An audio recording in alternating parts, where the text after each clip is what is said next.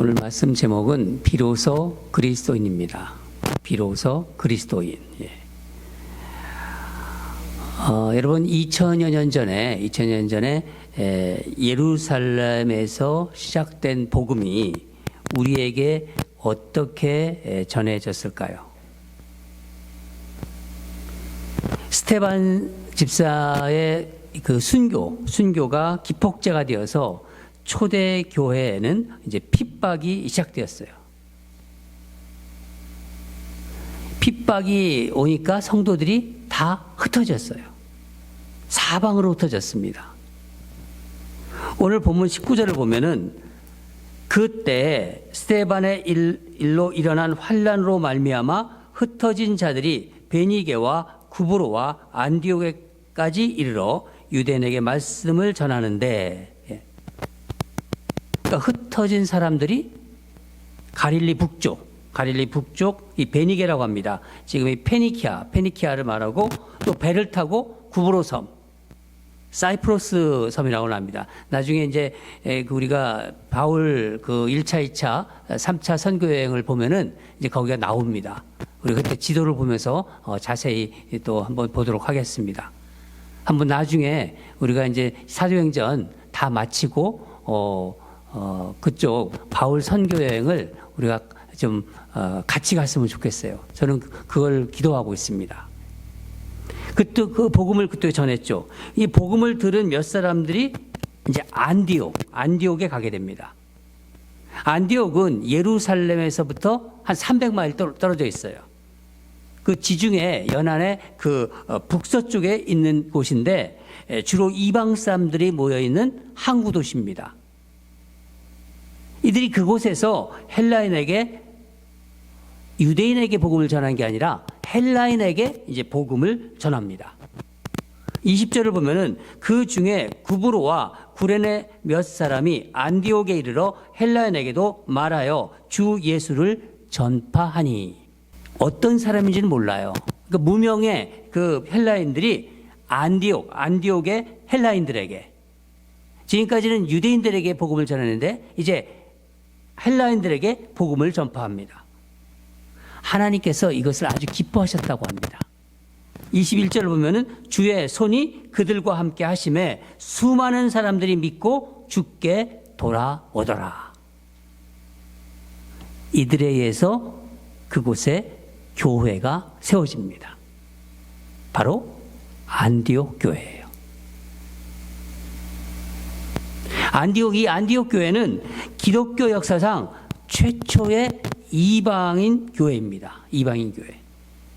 여기서 우리가 주목하는 것은 안디옥에서 처음으로 예수님을 모르는 사람들, 세상 사람들로부터 그리스도인이라는 그 이름을 일름으로 불려졌다는 거예요. 그리스도인들 그러면서 그리스도인. 여러분, 이 그리스도인이라는 말은 헬라어로 크리스티아노이라고 해요. 크리스티아노이. 그러니까 번역하면은 그리스도의 사람, 그리스도에 속한 사람.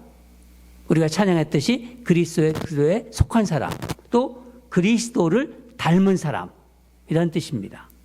그리스도인. 그리스도라는 뜻은 어떤 뜻이죠? 아시죠? 그리스도.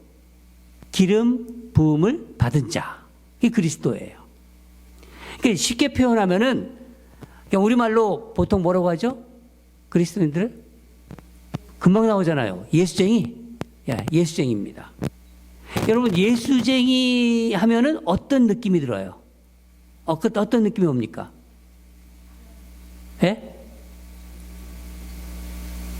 조금 약간 조롱하는 거, 약간 비하하는 듯한 그런 어떤 뉘앙스가 있지 않습니까? 저 예수쟁이들. 그렇게. 2000년 전 처음 사용된 이 그리스도인이라는 말에는 두 가지 의미가 있었어요. 하나는 기독교에 대해 이 거부감을 가진 세상 사람들이 예수 믿는 사람들을 조롱하며 경멸하는 그것을 의미했어요. 저 예수쟁이들. 또 하나는 예수 믿는 사람들을 좋게 생각하는 사람들이 있었어요. 그 좋게 생각하는 사람들도 그리스도인이라고 불렀습니다. 자신들은 예수님을 믿지 않지만은 예수님을 믿고 뭔가 다르게 사는, 뭔가 바르게 살려고 하는 사람들을 이렇게 경외감을 가지고 불렀던 거예요. 오늘 본문에 안디옥 사람들이 안디옥 교회 교인들을 살아가는 모습을 보면서 그리스도인이라고 부른 것은 긍정적인 의미예요. 그리스도인. 26절 하반부를 보면은 제자들이 안디옥에서 비로소 그리스도인이라 일컬음을 받게 되었더라. 사도행전을 쓴 이 누가는 그리스도인이라고 자랑스럽게 기록했습니다. 그러면 안디옥 사람들이, 예수를 모르는 이 안디옥 사람들이 안디옥 교회 교인들을 보면서 자신들과는 다른 사람으로 어떤 경외감을 가지고 부른 이유가 무엇일까요? 두 가지를 좀 생각해 봤는데, 첫째는 안디옥 교회는 사람을 위로하고 세우는 좋은 지도자가 있었어요. 예루살렘 교회는 안디옥 교회에 이제 복음이 들어갔다는 소식을 듣고 누구를 파송하냐면 바나바를 파송했습니다. 바나바. 22절을 보면은 예루살렘 교회가 이 사람들의 소문을 듣고 바나바를 안디옥까지 보내니, 여러분 바나바가 어떤 사람인가요? 지지난 주일에 우리가 바나바에 대해서 살펴봤죠. 기억하시죠? 네. 사도행전 4장을 보면은 바나바는 자신의 밭을 팔아서 사도들의 발 앞에 가져왔던 헌신적인 사람이었습니다. 바나바가 어떤 뜻이라고 말씀드렸죠? 위로의 아들. 그렇죠? 위로의 아들이라는 뜻인데 사도들이 지어준 이름이에요. 바나바는 원래 요셉이라는 본명이 있었어요. 그런데 사도들이 바나바의 모습, 바나바의 그 행동을 보면서 위로의 아들이라는 이름을 지어줬습니다. 위로의 아들 바나바. 그러니까 위로와 격려의 사람이었어요. 바나바는. 여러분, 좋은 교회는 좋은 리더들이 있어요. 그 교회가 참 좋다. 그러면 그 교회에 좋은 리더들이 있습니다. 좋은 리더들이 있기에 좋은 교회가 되는 거예요. 우리가 이렇게 이제 하나님께서 새로운 가족들을 보내주시잖아요.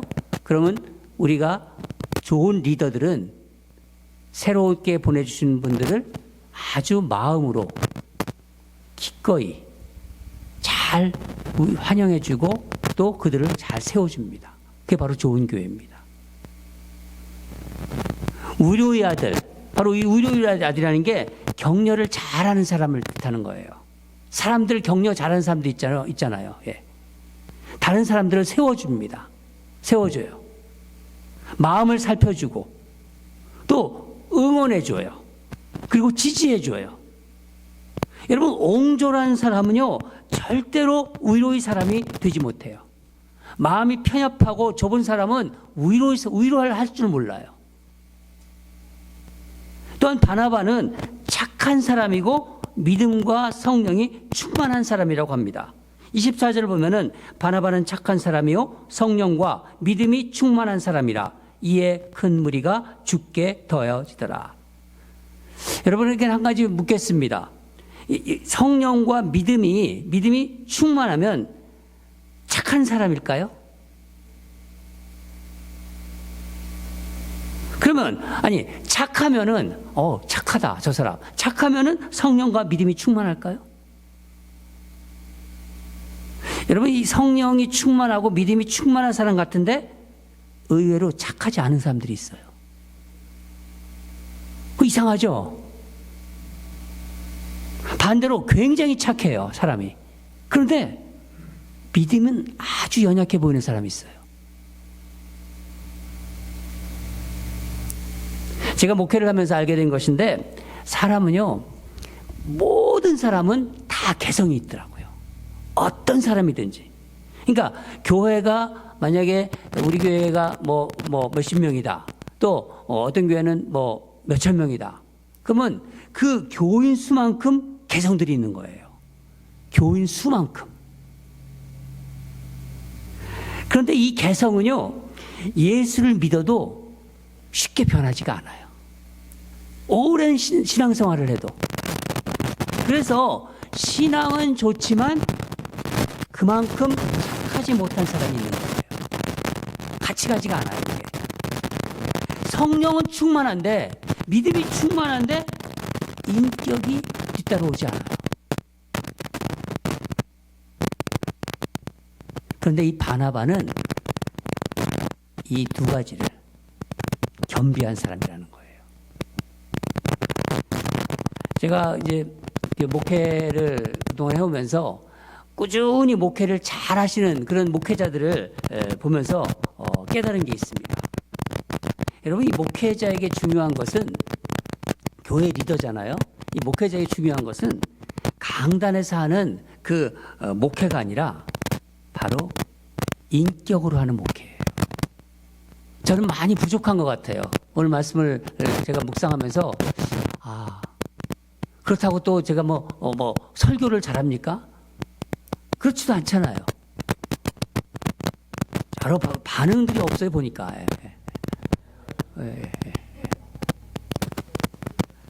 이 강단에서 하는 목회보다는요, 인격으로 하는 목회가 중요한 거예요. 설교자 이전에 착한 사람이 되어야 되는 거예요. 하나님은 인간을 만드시지 목사를 만든 게 아니에요. 인간이 먼저 되라고 했거든요.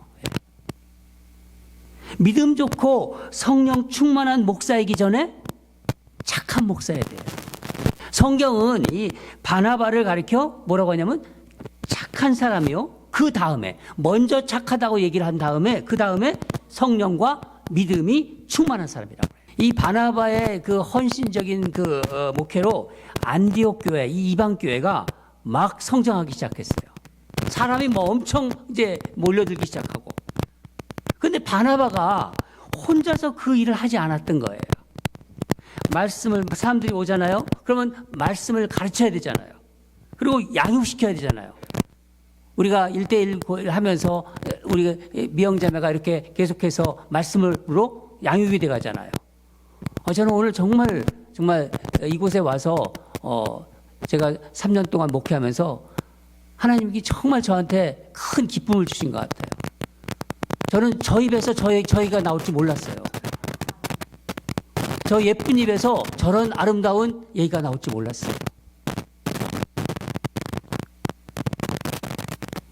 말씀을 가르치고 양육하는 것이 필요합니다. 교회에는. 그때 그냥 바나바가 누구를 생각했어요? 사울을 생각한 거예요. 사울. 그래서 사울을 청빙합니다. 사울은 회심했어요. 사울은 유대교의 골수분자였는데 회심했잖아요. 담배당에서 회심해간다고 기독교인이 되었지만은 교회는 사울을 받아주지 않았어요. 그러니까 바나바가 사울의 고향인 다소로 찾아가 안디옥으로 데리고 옵니다. 사울이 이제 기독교 역사의 전면에 나오는 그 순간입니다. 이 사울을 기독교 역사의 전면에 등장시킨 사람이 누구죠? 바나바예요. 그러니까 지도자를 볼 수 있고 지도자를 세울 줄 아는 지도자가 바로 바나바입니다. 이게 지혜예요. 지혜는 사람을 볼 줄 아는 눈이 있어야 돼요. 그게 바로 지혜입니다. 하나님은 자신의 부족함, 자신의 약함을 인정할 수 있고 사람을 세우는 그 사람, 이 착한 바나바를 사용하신 것입니다. 안디옥 교회는 이런 훌륭하고 좋은 지도자가 있었다는 거예요. 저는 이 말씀을 쭉 보면서 저와 우리 교회 우리 교회는 우리의 성도들은 이 지도자를 세우는 지도자, 무엇보다도 하나님이 보시기에 착한 성도들이 되기를 기도했습니다. 저는 그렇게 되리라 믿습니다. 둘째로는 안디옥 교회의 성도들은 배운 대로 살았어요. 배운 대로 살고자 노력했습니다. 스데반 집사가 순교당했어요. 빌립 집사가 이제 전도하기 시작했잖아요. 그 다음에 베드로가, 지난주에 살펴본 베드로가 고넬료의 집에서 일어난 성령 사건에 이어서 이제 복음은 이방의 안디옥까지 이르게 됩니다. 25절 26절을 보면은 바나바가 사울을 찾으러 다소에 가서 만남에 안디옥에 데리고 와서 둘이 교회에 1년간 모여 있어 큰 무리를 가르쳤고 제자들이 안디옥에서 비로소 그리스도인이라 일컬음을 받게 되었더라. 그러니까 바나바와 사울이 1년 동안 말씀을 부지런히 가르쳤어요. 자료를 찾아보니까 사울이 한번 이 성경을 가르치기 시작하면요, 새벽이 되어서 끝났대요. 한번 딱 성경을 가르치기 시작하면 그냥 새벽이 되어서 끝났다는 거예요. 밤새 공부했다는 거예요. 그러니까 가르치는 사람, 배우는 사람 모두가 말씀에 그냥 푹 빠져버린 거예요. 시간 가는 줄 모르고. 안디옥 교회 교인들은 말씀을 배우면서 예수 그리스도를 닮아가기 시작한 것입니다. 말씀을 막 배우는데 예수님을 닮아가는 삶이 된 거예요. 예수님께서 하늘로 승천하시면서 말씀하신 게 있죠? 마태복음 28장 19절 20절 보면은 너희는 가서 모든 민족을 제자로 삼아 아버지와 아들과 성령의 이름으로 세례를 베풀라. 여기까지만 말씀하지 않고 내가 너희에게 분부한 모든 것을 가르쳐 지키게 하라. 가르쳐 지키게 하라. 하나님, 예수님의 명령이십니다. 여러분, 이 한국교회 초창기 때 한번 떠올려 보세요. 우리 사경회, 부흥회가 열린다면요, 농사일, 집안일 다 제쳐놔요. 저는 그 기억이 있어요. 저는 그거 몰랐지만은 어디를 그렇게 몰려가더라고요. 30리, 40리, 막 30리, 40리 길을 걸어서 말씀을 들으러 가더라고요. 여러분, 우리 조상들이 그런 열심이 있었기에 오늘 우리가 있는 거예요. 여러분, 우리도 하나님의 말씀이 우리 안에 정말 풍성히 거할 때까지 배워야 합니다. 여러분, 말씀을 자꾸 배워야지 말씀을 묵상할 수가 있어요. 제가 아침마다, 월요일 아침마다 어느 분이 말씀을 묵상해서 올릴까 하면 한 번도 그만 말씀을, 그 얘기는 안 하겠습니다. 그러면 여러분, 말씀을 배워야 말씀을 사모하게 돼요. 자꾸 하나님 말씀이 메말라 버리면요, 우리 인생에 내가 하나님에 속한 사람인데 말씀이 메말라 버리면요, 어떤 현상이 일어날까요? 서로 권면하는 그런 모습이 사라져요. 성도 간에 관심이 없어집니다. 그저 형식적인 관계가 돼버려요. 아무런 능력이 나타나지 않습니다. 여러분, 말씀을 배우기를 사모하면요, 성도들의 일이 다 내일같이 여겨져요. 저는 그런 걸 많이 봤어요. 우리 믿음이 말씀을 사모하는 그런 권사님들, 또 장로님들, 우리 집사님들을 보면서 내일같이 여겨요. 내일같이. 그리고 그 일이 안 되면 갑자기 손을 잡고 갑자기 기도해요. 막 기도하면서 어떤 분은 막 울어요. 예. 여러분, 교회는 말씀을 가르치고 배우는 일로 함께 묶여져 있어야 돼요. 마치 이것은요, 말씀 안에서 아이를 낳는 거예요. 말씀 안에서 새로운 생명이 탄생되는 거예요. 해산의 고통이 있어야 되는 거예요. 여러분, 해산의 고통이 있어야 아이가 나오는 것입니다. 마찬가지예요. 그 해산의 고통으로 새로운 생명이 태어나는 것입니다. 말씀 안에서 사랑으로 연결이 돼요. 연결이. 그래서 오늘 같은 이런 1:1 제자 양육 이야기가 나오는 것입니다. 그리스도인은 예수님께 배운 삶의 방식으로 살아가는 사람들이에요. 영국의 그 존 스토트 목사님, 아주 유명하신 목사님이십니다. 아주 신실하시고 많은 영향력을 끼친 목사님인데, 그분이 이런 말을 했습니다. 제가 그대로 인용해 드리겠습니다.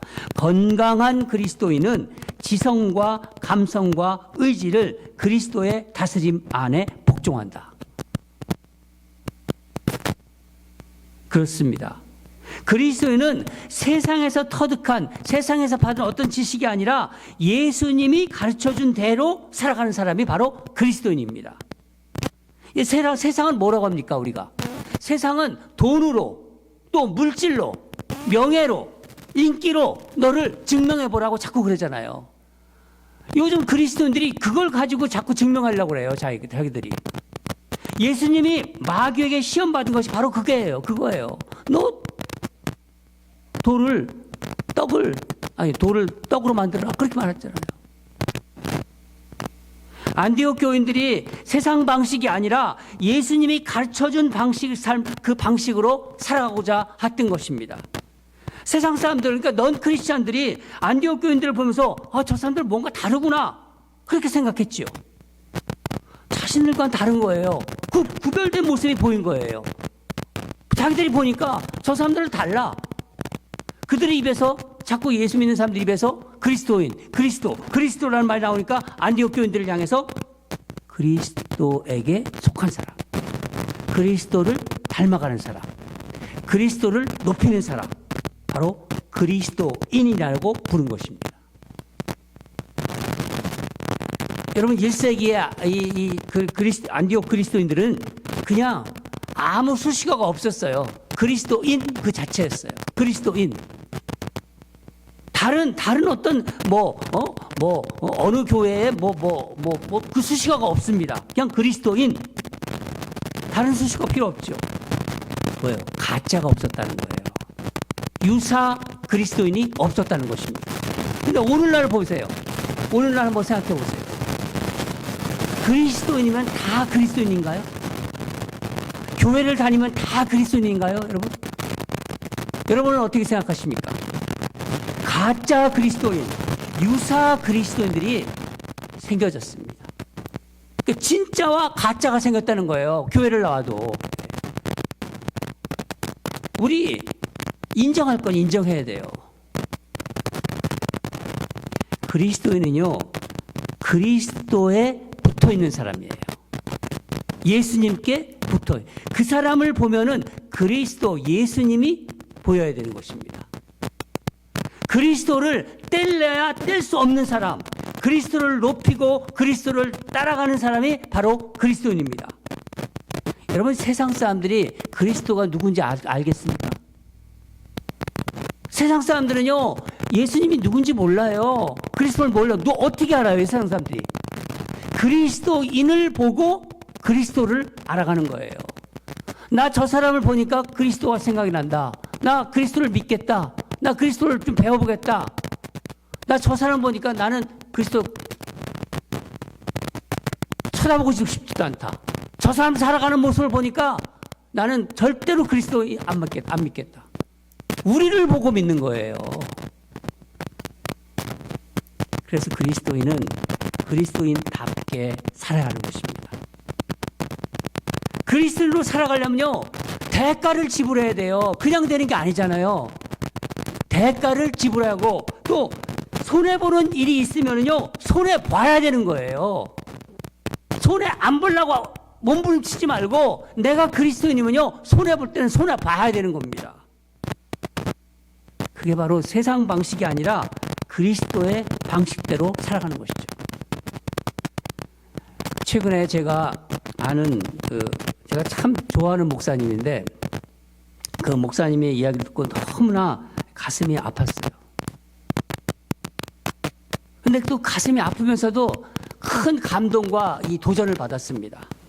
그러니까 10년 이상 한 교회에서 담임 목회를 하고 있었어요. 목사님이 정말 안식년도 못 가고 그렇게 오랫동안 그 교회를 섬겼는데 그냥 어렵게 안식년을 갔다 왔는데 갑자기 당회에서 사임하라는 통보를 받은 거예요. 교회에서 나가라는 거예요. 한마디로 우리가 그냥 쉽게 말하면 쫓겨난 거죠. 예. 그 내용을 이제 들어보니까 목사님이 특별히 잘못한 게 없어요. 뭐 그 교회 문제라 제가 여기서 얘기하는 게 좀 그렇고, 예. 그래서 목사님이 처음에는 자신을 지지해주는 그런 교인들과 뭔가를 해보고 싶었지만요. 계속 기도하면서 사모님하고 상의한 다음에 결정을 했어요. 그냥 조용히 교회를 떠나자. 그래서 사임을 했다고 합니다. 제가 그 얘기를 들으면서 이제 물었어요. 아니, 억울하고 분하지 않느냐? 어떻게 참았느냐? 근데 목사님이 이렇게 대답하더라고요. 담임 목사 편하고 이 반대편이 서로 싸우면 누가 다칠까 이렇게 생각이 된다는 거예요. 성도들이 다칠 것이라고 생각이 들더래요. 나를 지지해주는 성도들과 또 반대하는 성도들이 패로 나눠서 싸우면은 그 가운데서 결국 성도들이 다칠 것이다. 그리고 저를 감동시킨 한마디가 있었습니다. 목사님, 제 설교를 듣고 예수 믿은 분들이 지금 눈앞에 어른어른거리는데 보이는데 그분들이 시험에 들까봐 저는 그냥 교회를 떠났습니다. 그 말이 참 저에게는 감동적으로 들렸어요. 참 감동스러웠어요.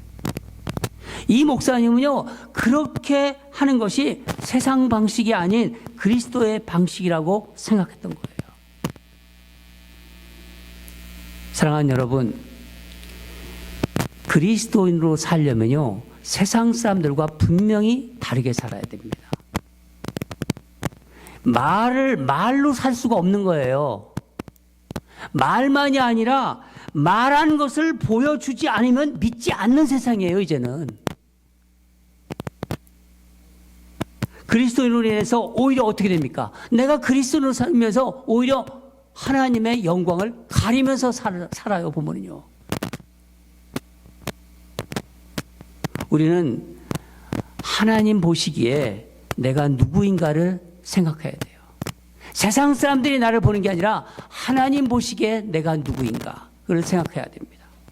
저는 저와 여러분이 우리 주변 사람들에게, 이 야키마에 있는 많은 사람들에게 이런 말을 들었으면 좋겠어요. 당신 예수 닮은 것 같다. 당신 예수 닮은 것 같다.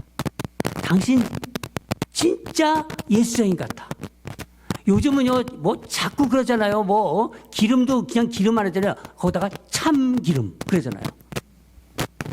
당신 진짜 참 예수적인 같다. 저는 이런 얘기를 들었으면 너무 좋겠어요. 저와 여러분이 정말 진짜 예수적으로 살아가기를 주님 이름으로 축원합니다.